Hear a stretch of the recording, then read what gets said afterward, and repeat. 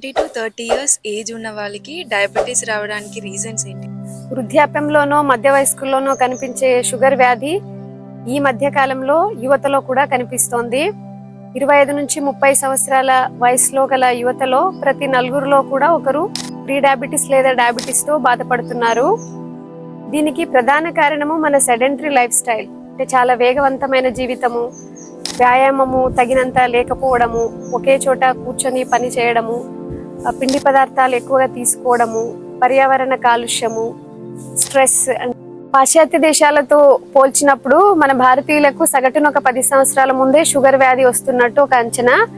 దీనికి ప్రధాన కారణము జన్యుపరంగా భారతీయులకు ఉండే ఒక ప్రత్యేకమైన శారీరక కూర్పు, అంటే మనకు పొత్తి కడుపులో ఎక్కువగా కొవ్వు పేరుకుపోవడము, తర్వాత తగినంత మసిల్ మాస్ తక్కువగా ఉండడం కూడా ఒక కారణంగా కనిపిస్తోంది.